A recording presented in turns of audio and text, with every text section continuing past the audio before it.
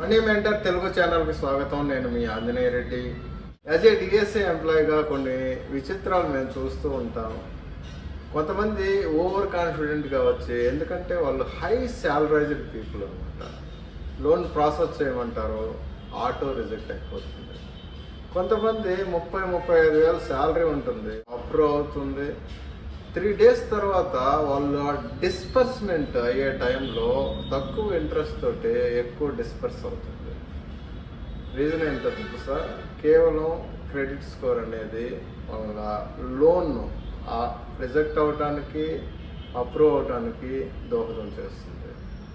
ఏందయ్యా ఈ credit score అంటే, మన ఆర్బీఐ ఆథరైజ్ చేసిన ఒక 4 ప్రైవేట్ రంగ సంస్థలు, సివిల్, ఎక్స్పీరియన్, ఈక్విఫాక్స్ అండ్ క్రిఫ్ హైమార్క్ అనే ఒక 4 ప్రైవేట్ రంగ సంస్థలు నెల బ్యాంకుల నుంచి మన ఫైనాన్షియల్ బారోయింగ్ కావచ్చు, వాటి రీపేమెంట్స్ కావచ్చు, హిస్టరీ కావచ్చు తెప్పించుకొని దాన్ని బేస్ చేసుకొని ఫైనాన్షియల్ రిపోర్ట్ కార్డ్ని తయారు చేస్తాయి. ఈ రిపోర్ట్ కార్డులో అవి 3 digits ఉండే ఒక నెంబర్ని కేటాయించడం జరుగుతుంది.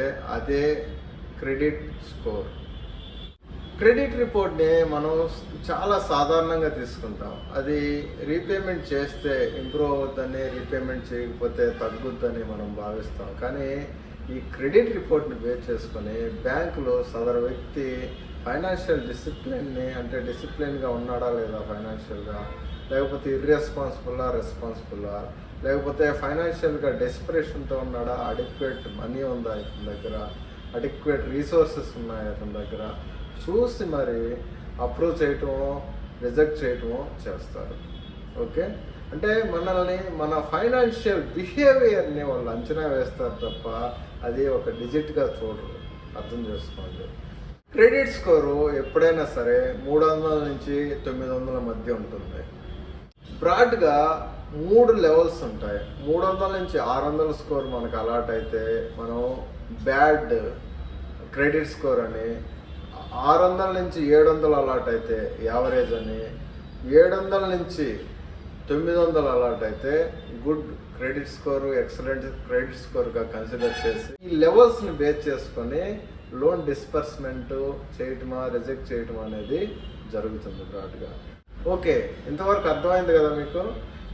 ఈ క్రెడిట్ స్కోర్ని ఇచ్చే క్రమంలో ఏ విషయాల్ని ఈ సంస్థలు కన్సిడర్ చేస్తాయి అంటే, ఒక 5 విషయాల్ని ప్రస్ఫుటంగా ఇవి కన్సిడర్ చేస్తాయి. 1 repayment history, 2 credit utilisation ratio, 3 credit mix అంటే టైప్ ఆఫ్ క్రెడిట్ అనమాట, అంటే ఏ రకమైన అప్పులు అని, 4 క్రెడిట్ హిస్టరీ లెంగ్త్, అంటే ఎన్ని సంవత్సరాల నుంచి బ్యాంకుల నుంచి ఇతను అప్పు తీసుకొని రీపేమెంట్స్ చేస్తూ ఉన్నాడు అనేది రికార్డు ఉంటుంది. 5 క్రెడిట్ ఎంక్వైరీస్.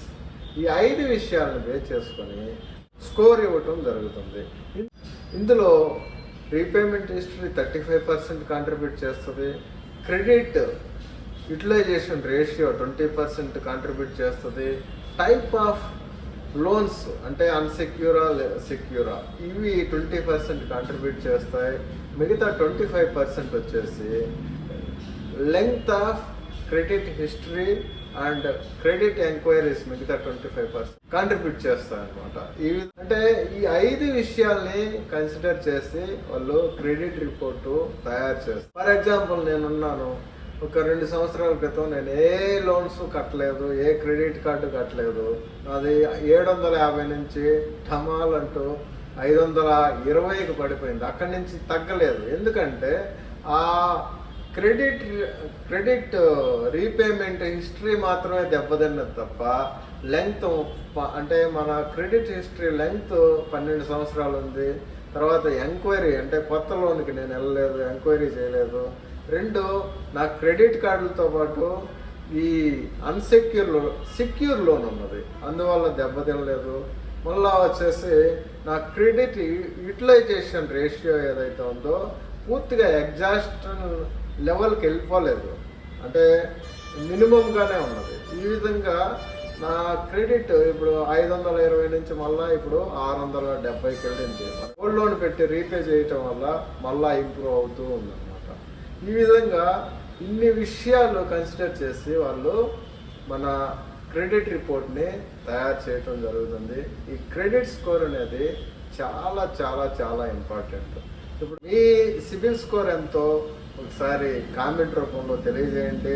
ఒకవేళ పడితే ఏ కేటగిరీలో మీరు దెబ్బతిన్నారు, రీపేమెంట్ హిస్టరీలో దెబ్బతిన్నారా, లేకపోతే క్రెడిట్ మిక్స్ సరిగా లేకనా దెబ్బతిన్నారా, లేకపోతే ఓవర్ యూటిలైజేషన్ వల్ల దెబ్బతిన్నారా, ఏ విషయంలో మీరు దెబ్బతిన్నారో ఒకసారి కామెంట్ రూపంలో తెలపండి.